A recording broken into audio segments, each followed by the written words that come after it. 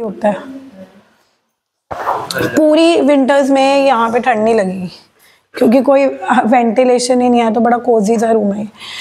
Okay, so we have a test of redox chapter, so we are doing revision, okay, and this is the video because मुझे पता था आज morning में बहुत सारे बच्चे मिस आउट करने वाले हैं, तो we will send it as a record ताकि जो बाद में पढ़ना चाहें।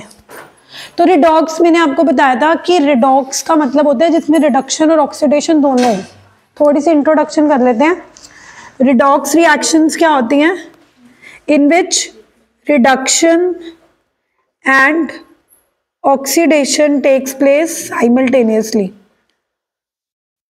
अब जिसमें रिडक्शन और ऑक्सीडेशन दोनों, नाम ही बता रहे हैं रिडॉक्स, रिडक्शन भी हो ऑक्सीडेशन भी हो। बट अब रिडक्शन होता क्या है या ऑक्सीडेशन होता क्या है, इसके लिए काफी सारे कॉन्सेप्ट्स आए। सबसे पहले आया था classical concept. According to the classical concept कहता था कि जिस प्रोसेस में ऑक्सीजन ऐड होती है, एडिशन ऑफ ऑक्सीजन या एनी इलेक्ट्रोनेगेटिव एलिमेंट, अगर आपको लग रहा है कि ऑक्सीजन ऐड हो रही है जैसे Zn+O, तो Zn की ऑक्सीडेशन हो रही है, या Zn में कोई इलेक्ट्रोनेगेटिव एलिमेंट क्लोरीन ऐड हो रहा है ZnCl2, so both of these processes are oxidation according to the classical concept. क्योंकि क्लासिकल कॉन्सेप्ट मानता था कि या तो ऑक्सीजन ऐड हो वो ऑक्सीडेशन है, या हाइड्रोजन रिमूव हो। जैसे H2S में अगर मैं H2S को सल्फर में चेंज कर रही हूं तो H2S की क्या हो रही है? H2S में ऑक्सीजन नहीं ऐड हो रही पर हाइड्रोजन तो रिमूव हो रही है ना। कुछ भी एक चीज होनी चाहिए, या तो ऑक्सीजन ऐड होती नजर आ रही हो या हाइड्रोजन रिमूव होती नजर आ रही हो। क्या आपको H2S जब सल्फर में कन्वर्ट हो रहा है, क्या आपको हाइड्रोजन रिमूव होती नजर आ रही है? ऑफ कोर्स, वहां पे H है, यहाँ पे H नहीं है, तो H2S की क्या हो रही है? ऑक्सीडेशन। और Cl की क्या हो रही है? Cl में उल्टा हो रहा है, Cl में हाइड्रोजन ऐड हो रही है, तो जिसमें हाइड्रोजन ऐड होती है that is reduction, that is reduction. Reduction is addition of hydrogen.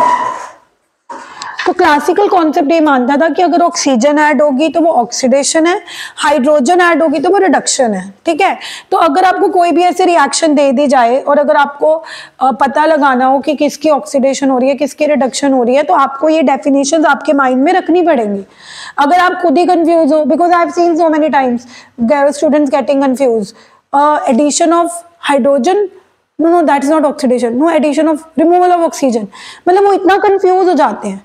एक ही बात बता रही हूँ कि ऑक्सीजन ऐड होगी या हाइड्रोजन रिमूव होगी वो ऑक्सीडेशन है, या तो ऑक्सीजन ऐड हो जाए या हाइड्रोजन रिमूव हो जाए, एक ही बात है। या इसका ऑपोजिट करोगे, यानी कि हाइड्रोजन ऐड करोगे ऑक्सीजन रिमूव करोगे तो वो रिडक्शन है। अब पॉइंट ये है कि चलो आप पता लगा भी लोगे, जैसे आप मान लो इस रिएक्शन में आपने देखा कि H2S जब सल्फर में, अच्छा पता कैसे लगता है? प्रोडक्ट को भी देखना पड़ता है। अगर आप सिर्फ रिएक्टेंट को देखोगे तो आपको पता नहीं लगेगा। आपने देखा कि रिएक्टेंट किस में कन्वर्ट हो रहा है? H2S सल्फर में कन्वर्ट हो रहा है, देन ओनली यू रियलाइज कि हाइड्रोजन रिमूव हुई है, क्योंकि H2S के पास हाइड्रोजन है। जब वो H2S किस में कन्वर्ट हो गया? सल्फर में, इसके पास हाइड्रोजन नहीं है, तो रिमूवल ऑफ हाइड्रोजन इज, और Cl ने उल्टा हाइड्रोजन ऐड करी है, तभी Cl किस में ऐड चेंज हो रहा है? HCl में, तो इसकी रिडक्शन हो रही है। But you know what, paper में कभी भी ये नहीं पूछा जाता, पेपर में पूछा जाता है identify the reducing agent and oxidizing agent. अब ये क्या चीजें हैं? द वन विच ऑक्सीडाइजेज, जिसकी ऑक्सीडेशन होती है वो दूसरों के लिए रिड्यूसिंग एजेंट एक्ट करता है, क्योंकि देखो उसने हाइड्रोजन रिमूव करी, यानी कि उसकी ऑक्सीडेशन हुई, उसी वजह से तो इसने हाइड्रोजन ऐड करी। तो कहीं ना कहीं एक पहलू ये भी तो है ना कि अगर Cl2 की रिडक्शन हो रही है तो किसकी वजह से हो रही है? कहने का मतलब है जो खुद ऑक्सीडाइज होगा, जिसकी खुद की ऑक्सीडेशन होगी, वो दूसरों के लिए रिड्यूसिंग एजेंट एक्ट करेगा। तो यानी कि कल को अगर आपको क्वेश्चन आए कि ऐसे कोई रिएक्शन दे दी जाए, identify reducing agent and oxidizing agent, तो ये चीज आइडेंटिफाई करने के लिए आपको देखना तो यही पड़ेगा कि किसकी ऑक्सीडेशन हो रही है और किसकी जिसकी ऑक्सीडेशन हो रही होगी उसको बोल देना कि this is acting as a reducing agent, और जिसकी रिडक्शन हो रही होगी उसको क्या बोल देना कि it acts as the, because it is उल्टा, the one which oxidises act as a reducing agent and the one which reduces act as a oxidising agent. जो खुद ऑक्सीडाइज होगा वो दूसरों के लिए ऑक्सीडाइजिंग एजेंट नहीं हो सकता, क्योंकि उसकी तो खुद की ऑक्सीडेशन होगी, तो उसने दूसरों की क्या करवाई, रिडक्शन। तो अगर कल को आपको पेपर में एक रिएक्शन दे दी जाती है और पूछ लिया जाता है कि आइडेंटिफाई करो कि कौन ऑक्सीडाइजिंग एजेंट एक्ट कर रहा है, कौन रिड्यूसिंग एजेंट एक्ट कर रहा है, तो उसके लिए आपको देखना यही पड़ेगा कि किसकी ऑक्सीडेशन हो रही है, किसकी रिडक्शन हो रही है। ऑक्सीडेशन किसकी हो रही होगी, जो ऑक्सीजन ऐड कर रहा होगा या हाइड्रोजन रिमूव कर रहा होगा, और रिडक्शन किसकी हो रही होगी, जो हाइड्रोजन ऐड कर रहा होगा, ऑक्सीजन रिमूव कर रहा होगा। So this was the first concept. अब ऐसी बहुत सारी रिएक्शंस होती हैं जिसमें ना सिर्फ ऑक्सीजन ऐड होता है, ना हाइड्रोजन रिमूव होता है, ना हाइड्रोजन ऐड होता है, ना ऑक्सीजन रिमूव होता है, बट फिर भी उसमें ऑक्सीडेशन होती है। यानी कि what I am trying to say is कि क्लासिकल कॉन्सेप्ट तो बहुत लिमिटेड है। क्लासिकल कॉन्सेप्ट ने तो सिर्फ उन्हीं रिएक्शंस की ऑक्सीडेशन या रिडक्शन बताई जिसमें ऑक्सीजन या हाइड्रोजन इन्वॉल्व थे, या ऑक्सीजन या हाइड्रोजन इन्वॉल्व नहीं थे तो कोई ऑक्सीजन की जगह इलेक्ट्रोनेगेटिव एलिमेंट क्लोरीन या हाइड्रोजन की तरह कोई इलेक्ट्रोपॉजिटिव एलिमेंट सोडियम इन्वॉल्व था। लेकिन अगर मैं बोल रही हूँ कि कुछ ऐसी रिएक्शंस हो जिसमें oxygen, hydrogen, electronegative, electropositive element का इन्वॉल्वमेंट ही ना हो, तो क्या वो ऑक्सीडेशन या रिडक्शन नहीं होंगी? दैट मीन्स द अगला कॉन्सेप्ट था इलेक्ट्रॉनिक कॉन्सेप्ट। इलेक्ट्रॉनिक कॉन्सेप्ट ने कहा कि मैं आपको ऑक्सीडेशन इलेक्ट्रॉन के टर्म्स में बताऊंगा। According to electronic concept anything which loses electron, जब NaCl बनता है तो कैसे बनता है, Na लूज करता है, Cl गेन करता है, फिर Na पॉजिटिव और Cl नेगेटिव एक दूसरे को अट्रैक्ट करके एक कंपाउंड बना लेते हैं NaCl। अब मैं अगर आपसे पूछूं कि इसमें क्लासिकल कॉन्सेप्ट लगाओ एंड मुझे बताओ कि किसकी ऑक्सीडेशन हुई, किसकी रिडक्शन हुई, इसमें तो क्लासिकल कॉन्सेप्ट लग ही नहीं सकता। ना तो इसमें मुझे कहीं ऑक्सीजन ऐड होती नजर आ रही है, ना इसमें मुझे कहीं हाइड्रोजन ऐड या रिमूव होती नजर आ रही है, तो इसमें मुझे सेकेंड कॉन्सेप्ट लगाना पड़ा, electronic concept. According to electronic concept anything which loses electron, loss of electron is oxidation.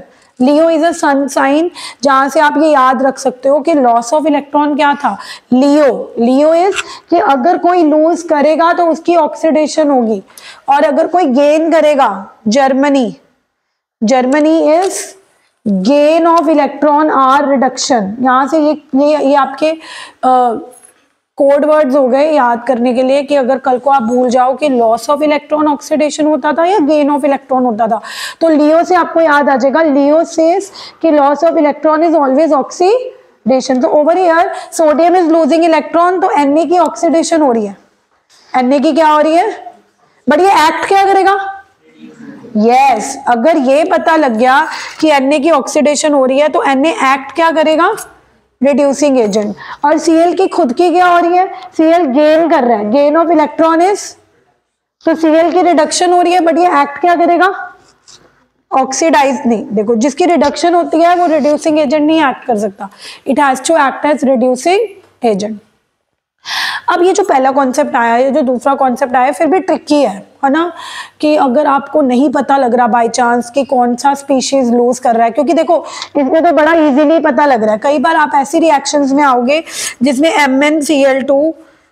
Mn2 positive में कन्वर्ट हो रहा है, तो आपको पता ही नहीं लगेगा कि Mn ने लूज करे या गेन करे, क्योंकि पहले आपको Mn का चार्ज देखना पड़ेगा, फिर आप आइडिया लगाओगे। मतलब what I am trying to explain you is कि कई बार ये देखना भी बहुत मुश्किल हो जाता है कि कौन लूज कर रहा है, कौन गेन कर रहा है। तो इसके लिए जो लास्ट कॉन्सेप्ट आया ना, ये बड़ा आसान मेथड है, oxidation number concept method. Oxidation number method ने कहा कि कोई क्लासिकल कॉन्सेप्ट की तरफ से देखने की जरूरत नहीं है, कोई इलेक्ट्रॉनिक कॉन्सेप्ट की तरफ से देखने की जरूरत नहीं है, आपको सिंपली ऑक्सीडेशन नंबर कैलकुलेट करना आना चाहिए। अगर आपको एक रिएक्शन दी जाएगी, उसमें जितने भी रिएक्टेंट्स होंगे, जितने भी प्रोडक्ट्स होंगे, आपको उनका ऑक्सीडेशन नंबर निकालना आना चाहिए। जिस स्पीशीज का ऑक्सीडेशन नंबर बढ़ रहा हुआ, increase in oxidation number is always oxidation. मत देखो उसमें ऑक्सीजन ऐड हुई, मत देखो उसमें हाइड्रोजन ऐड हुई, मत देखो उसने इलेक्ट्रॉन लूज किया, you need not see anything. एक मैथमेटिकल फॉर्मूला है कि find out the oxidation number of all the species involved. Oxidation number method कहता है कि जिस रिएक्शन में आपने आइडेंटिफाई करना है कि किसकी ऑक्सीडेशन हो रही है, किसकी रिडक्शन हो रही है, सिंपली सबका ऑक्सीडेशन नंबर निकालना आना चाहिए आपको। फिर आप ये आइडेंटिफाई करो कि रिएक्टेंट से प्रोडक्ट जाते हुए किस स्पीशीज का बढ़ रहा है। जिसका इंक्रीज हो रहा होगा उसकी क्या हो रही होगी, ऑक्सीडेशन, और जिसका ऑक्सीडेशन नंबर डिक्रीज हो रहा होगा उसकी क्या हो रही होगी, रिडक्शन। तो the last and the third concept was oxidation number method. और ऑक्सीडेशन नंबर मेथड के लिए आपको ऑक्सीडेशन नंबर निकालना सीखना चाहिए, क्योंकि बैलेंसिंग में भी अगर आप देखोगे कि तो ऑक्सीडेशन नंबर निकालना आना चाहिए। अगर आपको ऑक्सीडेशन नंबर निकालना नहीं आता तो आप इस पूरे चैप्टर में लड़खड़ाते हुए ही चलोगे और आपका कॉन्फिडेंस बिल्डअप नहीं होगा। तो ऑक्सीडेशन नंबर निकालना आना चाहिए। ऑक्सीडेशन नंबर कैसे निकालते हैं उसके मैं आपको रूल सिखाती हूँ, बट वैसे ऑक्सीडेशन नंबर मेथड कहता क्या था, increase in oxidation number if defined as oxidation, increase in oxidation number if defined as oxidation, and decrease in oxidation number if defined as reduction। लेकिन पता कब लगेगा कि किसका इंक्रीज कर रहा है किसका डिक्रीज कर रहा है, जब हमें ऑक्सीडेशन नंबर कैलकुलेट करने आते होंगे। तो पहले मैं आपको कुछ रूल्स बताती हूँ कि कैसे पता लगेगा कि किसका ऑक्सीडेशन नंबर कितना है। तो व्हाट आर द रूल्स?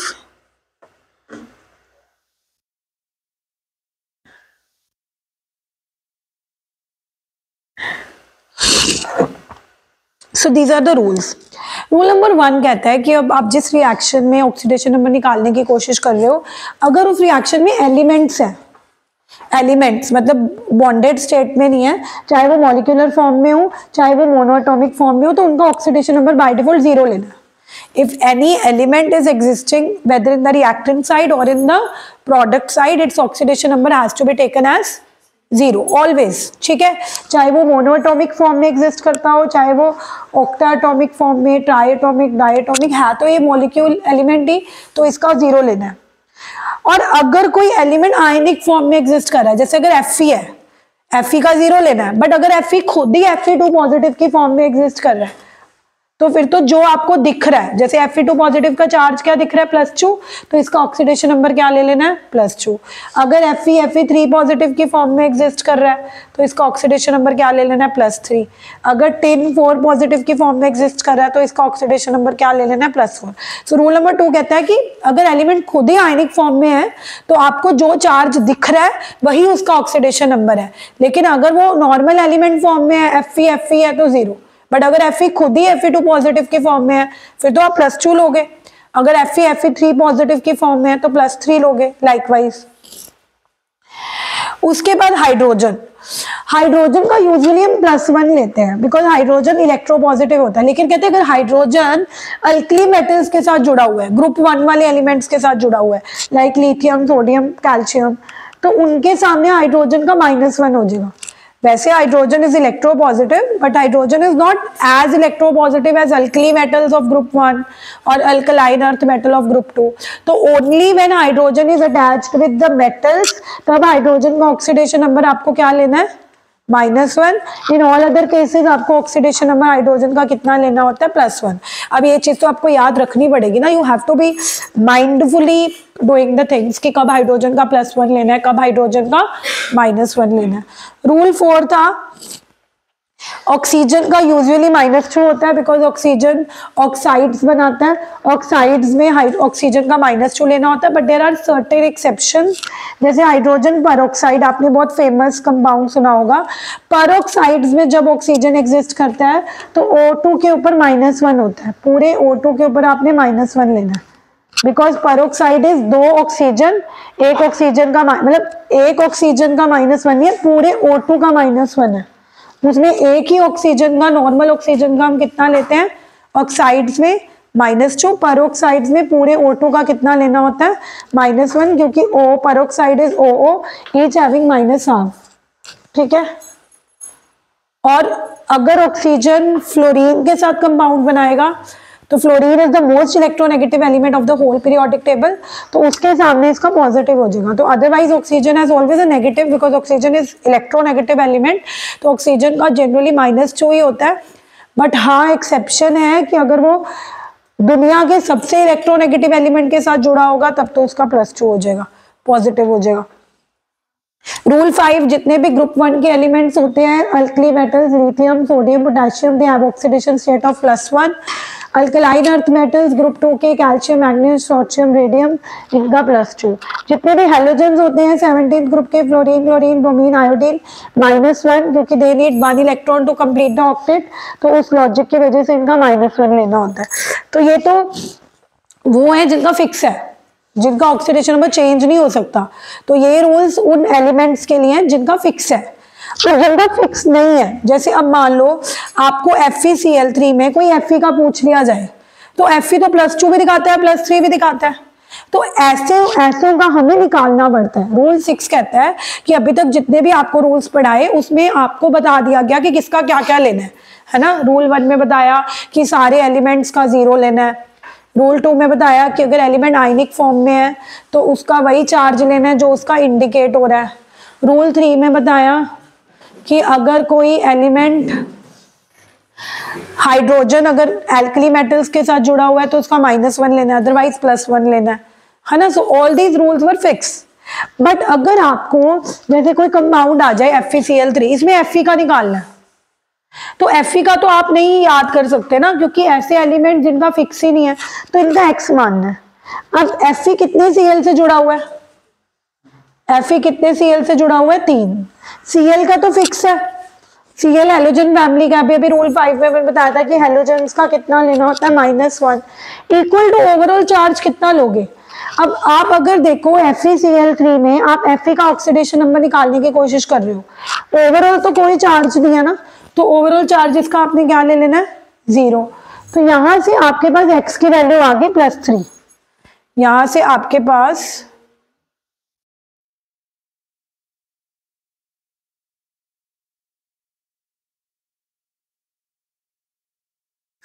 यहाँ से X की वैल्यू +3 आई, तो हमें Fe का ऑक्सीडेशन नंबर पता लग गया +3। विदाउट कैलकुलेटिंग हम नहीं बता सकते। कुछ एलिमेंट्स होते हैं जिनका हमें निकालना ही पड़ता है depending upon their bonded state. जैसे यहाँ पे Fe 3 Cl के साथ बॉन्डेड था, अगर ये 2 Cl के साथ बॉन्डेड होता तो यहाँ 2 लेते तो उसका +2 आ जाता।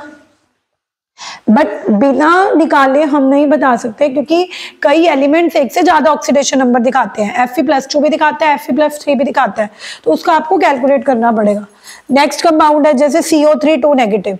What is the oxidation number of carbon? I can't tell, I have to assume it X। फिर कार्बन कितने ऑक्सीजन के साथ जुड़ा हुआ है? 3, तो X + 3। ऑक्सीजन का तो फिक्स होता है, ऑक्सीजन का तो फिक्स होता है, कितना है? ये दिया नहीं होगा, ये आपको पता होना चाहिए, क्योंकि मैं ऊपर वाले रूल्स में आपको बता चुकी हूँ कि ऑक्सीजन का -2 होता है। इक्वल टू ओवरऑल चार्ज, अब 0 नहीं लेना, अब ओवरऑल चार्ज कितना लेना है? -2। तो यहां से हमारे पास X की वैल्यू कितनी आ गई? X -6 -2 -2 + 6 + 4। तो हमें पता लग गया कि कार्बन का +4 है। अगर हमें नेक्स्ट रूल है कम्प्लेक्स आयंस। कम्प्लेक्स आयंस होते हैं जो कि जनरली स्क्वायर ब्रैकेट में दिए होते हैं। तो कॉम्प्लेक्स आयन में अगर हमें किसी एलिमेंट का निकालना हो तो उसका भी X अज्यूम करेंगे। जैसे Fe का हमने X अज्यूम करा, Fe कितने Cn से जुड़ा हुआ है? 6। अब Cn में कार्बन और नाइट्रोजन का अलग अलग नहीं लेना, Cn का -1 होता है, Cn का कलेक्टिवली कितना होता है? -1। तो Cn का -1 लिया, is equal to overall charge कितना गिवन है? -4। तो यहाँ से आपके पास X की वैल्यू आ गई -6 इज इक्वल टू -4 + 6 + 2। तो Fe का आपके पास +2 आ गया। तो दीज वर द रूल्स, जो मैंने आपको ये 8 रूल्स पढ़ाए हैं, फिर ये मैंने आपको लिखवाए भी थे जब आपने लास्ट टाइम मेरे पास रिडॉक्स पढ़ा था। अभी तो we are just revising it. तो जब मैंने आपको ये चैप्टर पढ़ाया था तो ये सारे रूल्स लिखवाए थे कि एलिमेंट्स का ऑक्सीडेशन नंबर 0 लेना होता है, आयन का वही होता है जो उसके ऊपर इंडिकेट होता है। So all these rules you have to go through. ये सारे रूल्स आप गो थ्रू करोगे, only then you will have the goal. अगर रूल्स पता लगे भी, न्यूमेरिकल करो, जरा करो सारे। Calculate the oxidation number of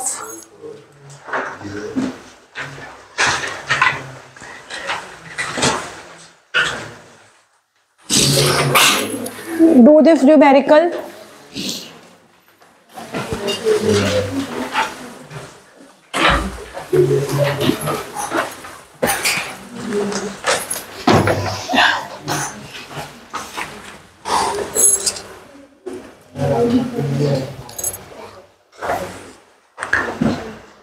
एक पार्ट देख लो।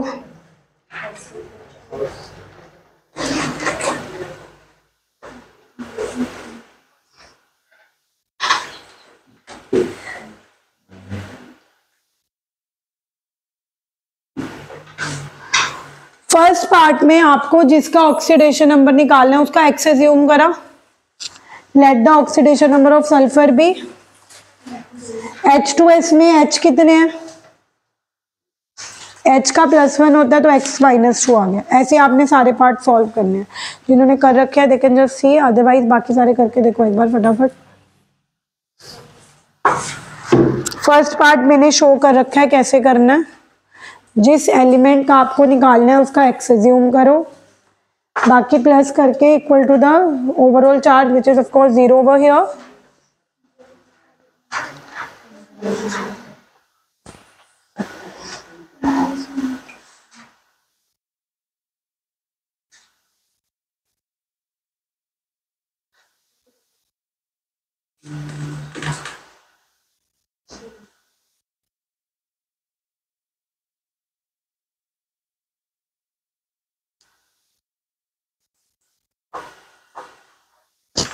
ऐसे ही सेकेंड पार्ट कार्बन का निकालो।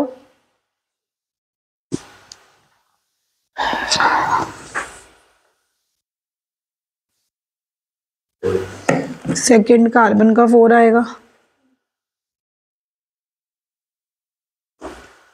कार्बन का एक्स लिया, कार्बन एक्स, ऑक्सीजन 9 है, ऑक्सीजन का -2 होता है इक्वल टू 0। बहुत जरूरी है ऑक्सीडेशन नंबर निकालने आने चाहिए, क्योंकि अगले जो मैं मेथड्स करवाऊंगी बैलेंसिंग, अगर आपको ऑक्सीडेशन नंबर ही कैलकुलेट नहीं करना आएगा आप प्रोसीड नहीं कर सकते। कार्बन का जिसका निकालना है उसका एक्स अज्यूम करो।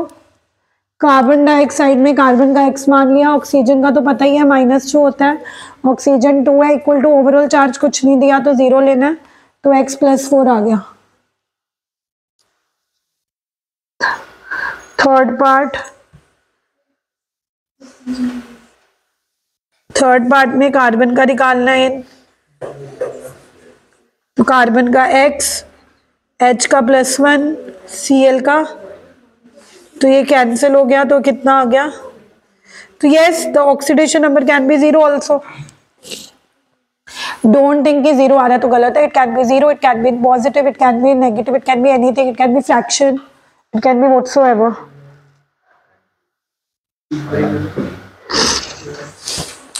अब नाइट्रोजन का निकालना है अमोनियम सल्फेट, तो N का X, लेकिन N है ही 2 तो 2x हो गया।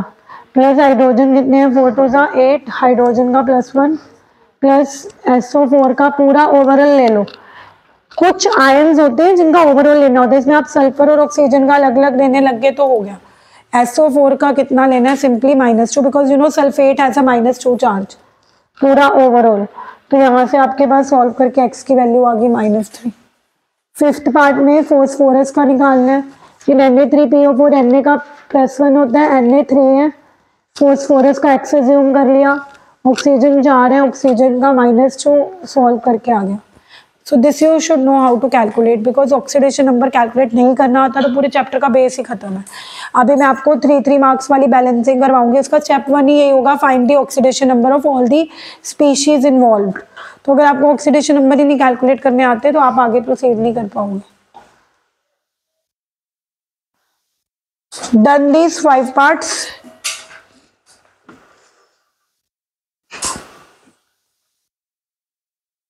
जिन्होंने नहीं करे फटाफट करिए।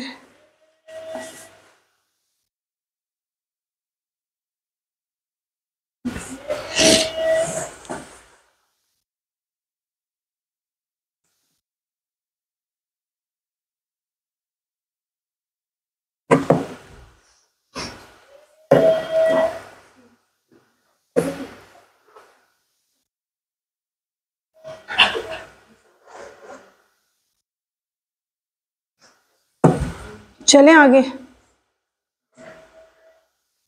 ये और प्रैक्टिस के लिए क्वेश्चंस है।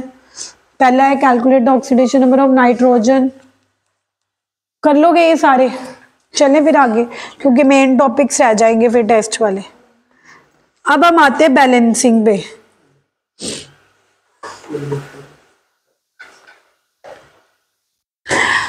After understanding how to calculate the oxidation number, हमारे इस चैप्टर का जो लॉन्ग क्वेश्चन बनता है वो है बैलेंसिंग। ठीक है, बैलेंसिंग हमें हिट एंड ट्रायल से नहीं करनी, हमारा हिट एंड ट्रायल से होगी भी नहीं।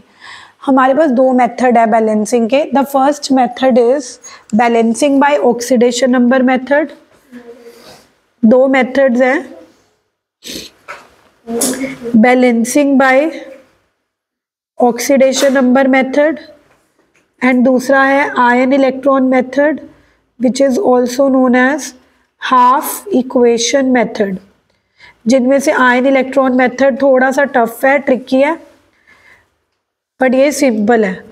अगर तो आपको मेंशन नहीं हुआ तो आपकी चॉइस है, बट मेंशन होता है, मेंशन करेंगे कि आपने जो बैलेंसिंग करनी है ऑक्सीडेशन नंबर मेथड से करनी है या हाफ इक्वेशन मेथड से करनी है। तो let us start with the oxidation number method first. आपको जब बैलेंस करना होगा, balance the equation by oxidation number method, तो उसके भी दो केसेस हैं, एक एसिडिक और दूसरा बेसिक। लेकिन क्या आपको एसिडिक मीडियम में करनी है या बेसिक मीडियम में करनी है, उसका लास्ट स्टेप में फर्क पड़ेगा, स्टेप 5 पे। वो ये है कि जब तो हमें एसिडिक मीडियम में करनी होगी तो स्टेप 5 में जब हम आएंगे तो H को बैलेंस करने के लिए H पॉजिटिव डालेंगे, क्योंकि जाहिर सी बात है एसिडिक मीडियम है तो acidic medium gives you H positive, तो H को बैलेंस करने के लिए H पॉजिटिव डालेंगे और ऑक्सीजन को बैलेंस करने के लिए वाटर। ये है एसिडिक मीडियम। अगर बेसिक मीडियम हुआ, बेसिक मीडियम तो H पॉजिटिव देता ही नहीं है, तो बेसिक मीडियम कहता है कि ऑक्सीजन को बैलेंस करने के लिए वाटर डालना है, H को बैलेंस करने के लिए भी वाटर ही डालना है, बट जितने वाटर डालोगे उतने ही ऑपोजिट साइड OH नेगेटिव डालोगे। आई अगेन रिपीट, सबसे पहले तो एसिडिक या बेसिक मीडियम का लास्ट स्टेप पे फर्क पड़ेगा जब हम H या O बैलेंस करने वाले होंगे। पहले 4 स्टेप तो सेम है, लास्ट स्टेप में अगर एसिडिक मीडियम हुआ तो जहां हाइड्रोजन कम पड़ रहे होंगे वहां H पॉजिटिव डाल देना, जहां ऑक्सीजन कम पड़ रहे होंगे वहां क्या डाल देना, वाटर। बेसिक मीडियम में जहां ऑक्सीजन कम पड़ रहे होंगे वहां तो वाटर डालने, जहां H कम पड़ रहे होंगे वहां भी क्या डालने हैं, वाटर ही डालने हैं, बट जितने वाटर के मॉलिक्यूल्स डालोगे उतने ही ऑपोजिट साइड OH, क्योंकि कारण ये है ना, मान लो 2H की कमी है और तुम 2H की कमी पूरी करने के लिए 2 वाटर डाल दो, तो वाटर से तो तुम 2H दे रहे हो, 1 O दे रहे हो, जबकि कमी तो 2H की थी। अब तुमने 2 वाटर डाल दिए तो एक तरह से तुमने 4H डाल दिए और 4 ऑक्सीजन भी डाल दिए, तो उसको कंपनसेट करने के लिए दूसरी साइड OH नेगेटिव डालेंगे। ये लास्ट स्टेप में क्लियर हो जाएगा, पहले बाकी स्टेप समझ लेते हैं ऑक्सीडेशन नंबर मेथड के। ऑक्सीडेशन नंबर मेथड के क्या स्टेप्स हैं? स्टेप 1 है right the skeletal equation. Right the skeletal equation. Right the skeletal equation का मतलब है कि जिस इक्वेशन को आप बैलेंस करना चाहते हो उसको आपको सिंबॉलिक फॉर्म में लिखनी है। तो जैसे कोई भी रिएक्शन जो आपको बैलेंस करनी है,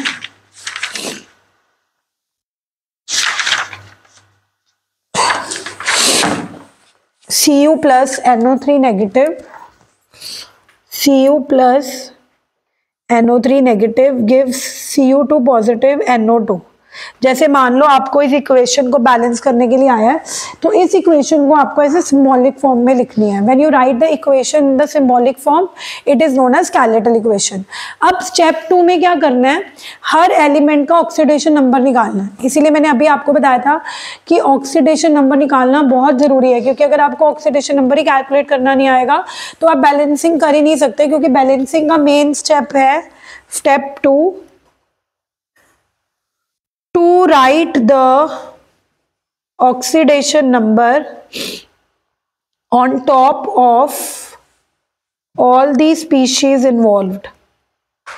जितने भी species involved हैं इस reaction में, which is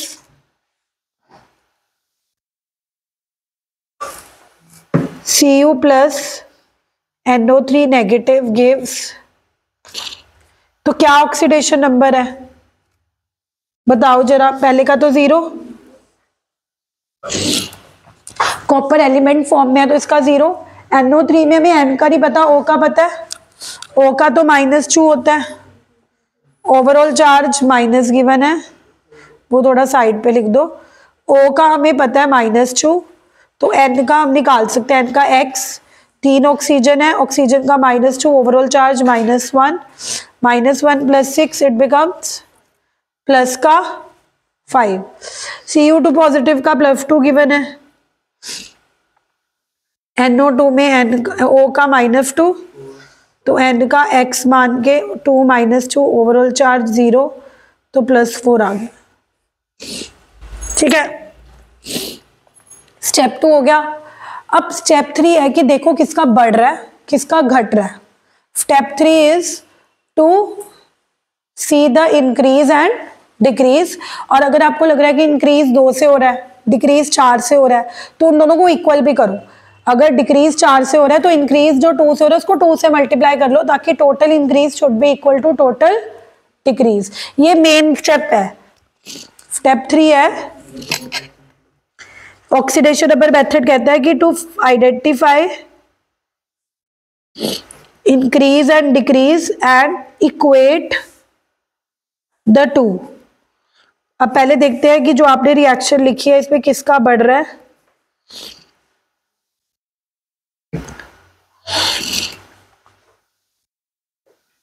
Cu का 0 से +2 था और N का +5 से, O का तो सेम ही है, तो very evidently increase in oxidation number is happening by 2, और नाइट्रोजन का डिक्रीज कर रहा है, decrease in oxidation number by 1। अब ये तो मैंने ना सिंपल एग्जांपल उठा लिया।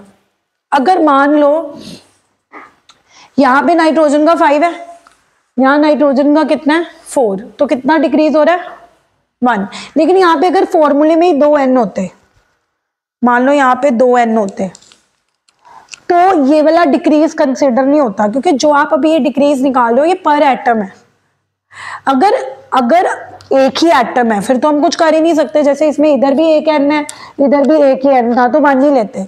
लेकिन अगर बाय चांस मैं आपको बोल रही हूँ कि रिएक्टर या प्रोडक्ट में से जिस एटम का आप निकाल रहे हो वो एटम ही 2 है, जैसे मान लो इधर तो नाइट्रोजन 1 है इधर नाइट्रोजन 2 होते, तो आपको 2 एटम्स के लिए निकालना पड़ता, तो आप पहले यहाँ पे 2 लगाते, पहले तो N को ही दोनों साइड बराबर करते कि अगर इधर ही N 2 है तो इधर भी 2 लेते और टोटल डिक्रीज 2 लेते मल्टीप्लाई करके।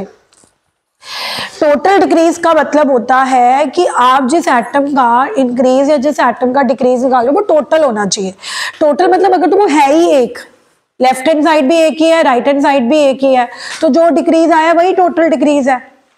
बट अगर आप जब ऐसे इक्वेशंस में डील करोगे जिसमें आपको लग रहा होगा कि जिस एटम का आप निकाल रहे हो 5 से 4 डिक्रीज 1 से निकाल रहे हो वो एटम ही दो प्रेजेंट है, या तो प्रोडक्ट साइड या तो रिएक्टेंट साइड, तो आपको टोटल डिक्रीज 1 × 2 करना पड़ेगा। What I am trying to explain you is that what important over here is not the decrease, what important is total decrease. But by chance यहाँ पे इसीलिए कोई फर्क नहीं पड़ रहा क्योंकि जिसका हम डिक्रीज निकाल रहे हैं पर एटम वो टोटल भी है, क्योंकि एटम ही एक है, इधर भी नाइट्रोजन एक है इधर भी एक है, तो जबरदस्ती हम 2 से थोड़ा मल्टीप्लाई करेंगे।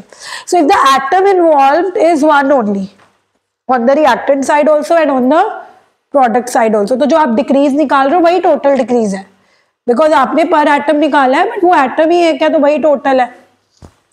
ऐसे जिसका इंक्रीज निकाला है इधर वो एक ही कॉपर है इधर ही कॉपर है, अब डिक्रीज कितना आया इंक्रीज कितना आया, इन दोनों को भी बराबर करना है। अब इन दोनों को बराबर करने के लिए 2 तो 1 हो नहीं सकता, लेकिन 1 को क्या बना दो, अब ये मैं 2 इसीलिए मल्टीप्लाई नहीं कर रही कि नाइट्रोजन 2 है, total increase has to be equal to total decrease. Step 3 अगर आप सही कर लोगे तो दैट मीन्स आपका क्वेश्चन काफी हद तक सही हो गया है। स्टेप 3 कहता है कि जब तुमने ये निकाल लिया कि इंक्रीज कितने फैक्टर से हो रहा है डिक्रीज कितने फैक्टर से हो रहा है, that total increase has to be equal to total decrease, है ना। So in this question increase was happening 2 per atom but decrease was happening 1 per atom, तो 1 को 2 बनाने के लिए हमने 2 से मल्टीप्लाई करा, तो जिसका 1 से हो रहा है उसके आगे 2 लगा दो, यहाँ पे भी 2। अब ये स्टेप कंप्लीट हो चुका है, क्योंकि ना सिर्फ आपने टोटल इंक्रीज निकाला, टोटल डिक्रीज निकाला, बट उन दोनों को इक्वेट भी कर दिया। अब स्टेप 4 पे आते हैं, बैलेंस ऑल अदर एटम। अब आप ऑक्सीडेशन नंबर चार्ज बैलेंस कर चुके हो, तो now it is the time to balance all other atoms other that hydrogen and oxygen. Oxygen और हाइड्रोजन को छोड़ के बाकी सारे एटम्स को बैलेंस करो। एंड आई थिंक बाकी सारे एटम्स ऑलरेडी बैलेंस ही है, क्योंकि नाइट्रोजन 2 है दोनों साइड, कॉपर 1 है। तो आई डोंट थिंक कि हाइड्रोजन और ऑक्सीजन के अलावा किसी और एटम्स को बैलेंस करने की जरूरत है। कॉपर इधर भी 1 है, इधर भी 1 है, नाइट्रोजन इधर 2 है, इधर 2 है। तो स्टेप 4 तो is already done. Step 5 is, अब आपको देखना पड़ेगा स्टेप 5 को देखने के लिए कि क्या ये एसिडिक मीडियम है, क्या ये बेसिक मीडियम है। अगर क्वेश्चन में कुछ नहीं गिवन तो बाय डिफॉल्ट एसिडिक लेना होता है, बट एक बार चेक कर लो। अब जैसे यहाँ पे NO3 नेगेटिव आयन है, NO3 नेगेटिव आयन कहाँ से आते हैं? HNO3 nitric acid. तो जाहिर सी बात है कि अगर उन्होंने नहीं भी दिया हुआ एसिडिक मीडियम है, तो एसिडिक मीडियम को देखो कैसे बैलेंस करेंगे। एसिडिक मीडियम कहता था कि ऑक्सीजन की कमी को पूरा करने के लिए वाटर डालो। पहले तो देखते हैं कि ऑक्सीजन की कमी किस साइड है। इधर ऑक्सीजन कितने हैं? 3 2 जा। इधर ऑक्सीजन कितने हैं? कितने ऑक्सीजन कम है? जितने ऑक्सीजन कम है उतना वाटर डाल दो। अब जैसे ही तुमने 2 ऑक्सीजन की कमी को पूरा करने के लिए 2 वाटर डाले, तो H कितने हो गए? इस साइड H कितने हो गए? 4, और उस साइड तो H है ही नहीं, तो वहां पे क्या डाल सकते हैं? H positive. कितने H पॉजिटिव डालेंगे? जितने कम है। एसिडिक मीडियम तो बड़ा सौखा है कि ऑक्सीजन की कमी को पूरा करने के लिए वाटर डाल दो, और अगर तुम्हें लगे कि वाटर के डालने की वजह से या वैसे H की कमी पड़ रही है तो उस साइड H पॉजिटिव डाल दो। So this reaction is balance now. I can check the answer. 4H positive 2NO3 negative plus copper gives 2NO2 plus copper 2 positive plus 2 water. So this was very easy also. क्योंकि easy इसीलिए था क्योंकि जिस atom के लिए आपने total increase निकाला, total decrease निकाला, वो थे ही 1, कुछ कॉम्प्लिकेशन आई ही नहीं। अब एक कॉम्प्लिकेटेड क्वेश्चन खुद करके देखो तभी पता लगेगा। लिखो जरा। टेस्ट हम परसों ले लेंगे, कल एक दिन और रिडॉक्स को दे देते हैं। यार उससे क्या फर्क पड़ता है? फर्क ये पड़ता है, कल ले लिया, अभी देखो